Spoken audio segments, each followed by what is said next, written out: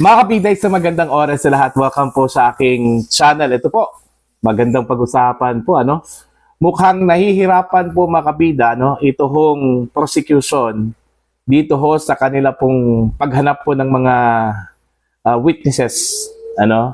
Laban ho kay dating Pangulong Rodrigo Roa Duterte na kinasuhan po ng crimes against humanity. Diyan po sa International Criminal Court.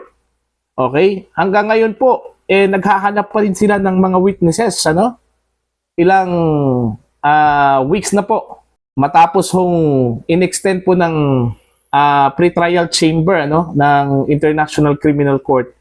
Ito hong appeal po mga kabida ng prosecution na i-extend yung kanila pong pag-submit ho ng mga materials at witnesses, Yan po sa kaso ho ni Digong sa ICC mga kabida. Sobra-sobra na po, parang hindi po handa ito hong prosecution na i-prosecute ito hong si dating Pangulong Rodrigo Roa Duterte.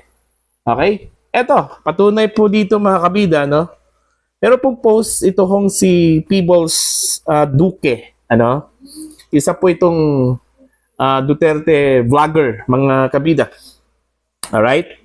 2 hours ago yung kanya home post.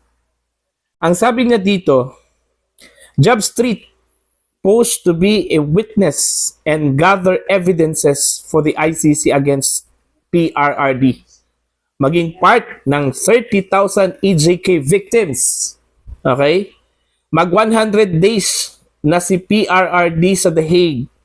Anong klaseng kaso ba ito?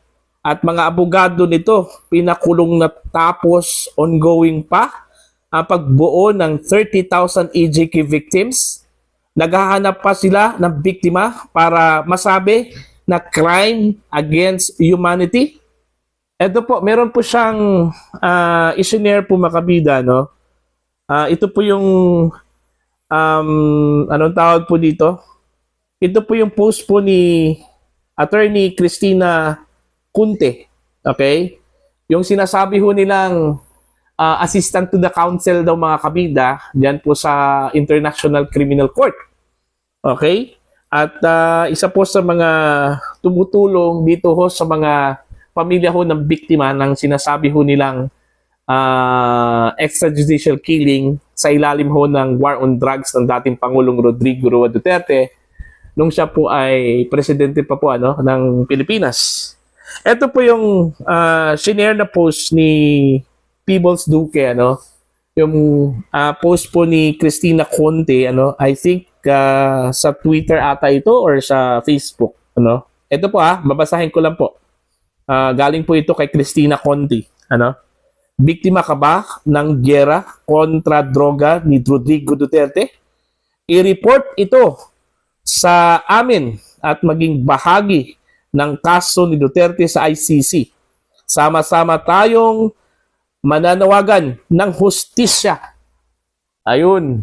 Yun yung post po ni Attorney Cristina Kunti, mga kabida.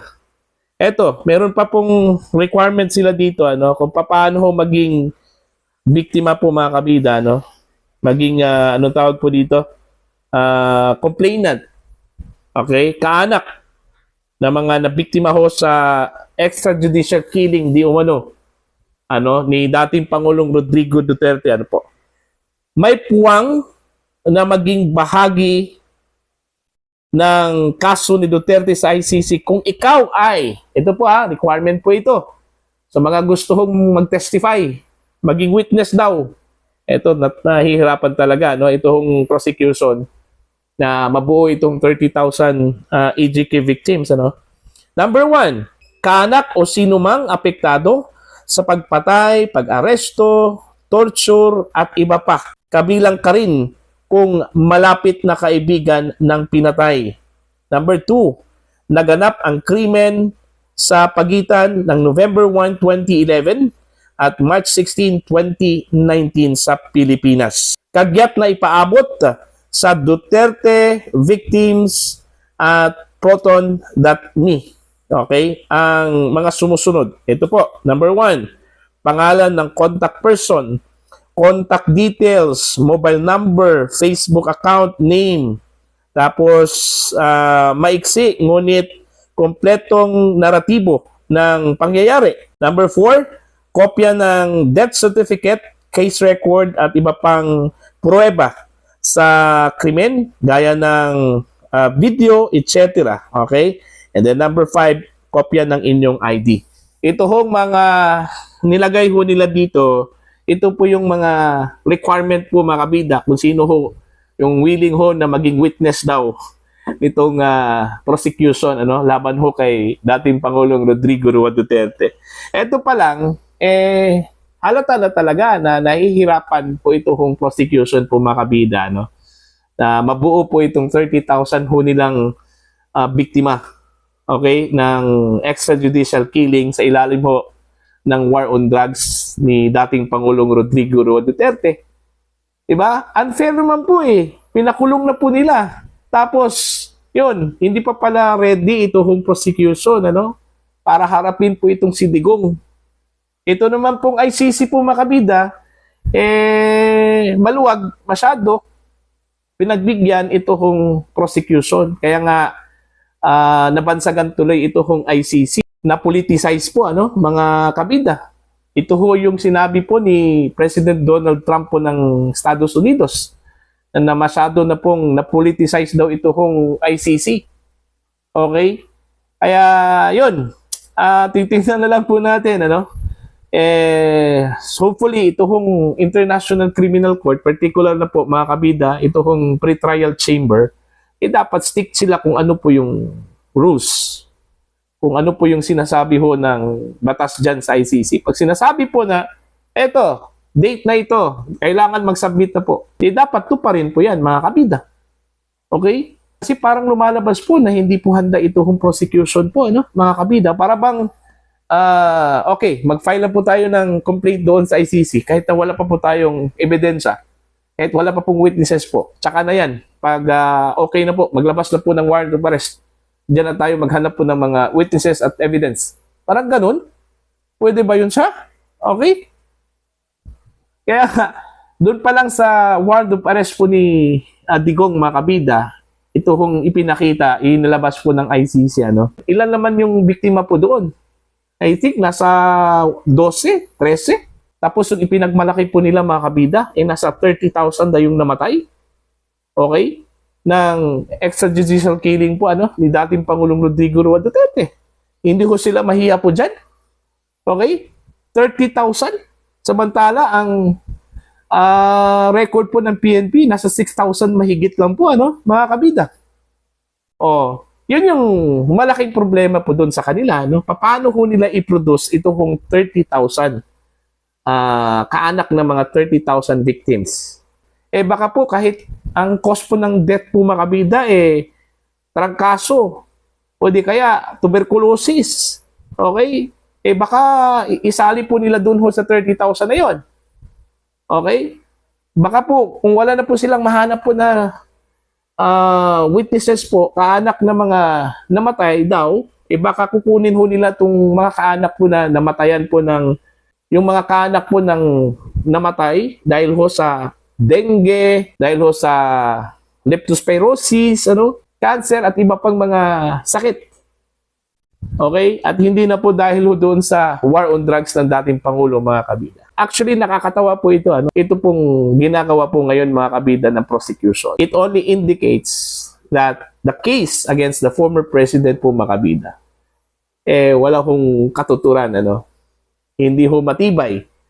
At baka po yung kaso po ng prosecution against the president o the former president, baka dahil ho sa kakulangan po ng ebidensya po makabida at mga witnesses, kung meron man po mga witnesses, dyan pa lang sa umpisa, pipiyok na po, mga kabida. Baka yan lang ding rason kung bakit po mabasura po itong kaso po na crimes against humanity po, mga kabida. Alright? Nagbasa po ako doon po sa mga comments, may nabasa po ako doon na baka po hindi pa po buo yung mga witnesses na siya pong magsasabi ho, mga kabida, na ang kaso pong kinakaharap ni Digong ay crimes against humanity. Okay? Kasi ho, kung 13 lang po yan, okay, shall we say, less than 100 lang po yung nakuha po ng prosecution na mag-witness ho dito sa kaso ho ni Dikong, mga kabida, baka hindi ho ma-fall yan sa crimes against humanity. Tandaan po ninyo, ang crimes against humanity po ay maramihan po yan. Okay? Maramihan po yan. Maraming pinatay. Okay? Now, kung 13 lang po, 20, 30, okay, o less than 100 lang po, yung kukunin ho nilang witnesses po, paano ho yan papasok dyan po sa crimes against humanity? Kaya siguro sila po ngayon ay naghanap po ng karagdagang witnesses, mga kabida, na mga biktima, mga kaanak po ng mga biktima, dito ho sa war on drugs ng dating Pangulong Rodrigo Roa Duterte. Okay? So, yan lang po, Yun lang aking obserbasyon ho, mga kabida, dito ho sa panawagan, ni Attorney Conte. Kasi parang ang interpretasyon ko lang po dito, na medyo kulang pa po yung kanila pong mga witnesses ho dito, In short, nahihirapan po sila, na mabuo ito hong kasong ito, mga kabida, na papasok ko sa crimes against humanity. Para po sa inyong mga komento at opinion, pananaw, mga kabida, you can comment down. Sa mga hindi pa po subscriber sa aking channel, please subscribe. Just click the subscribe button, click the notification bell, click all para updated po kayo sa aking mga uploads. Maraming salamat po sa inyong lahat, mga kabida.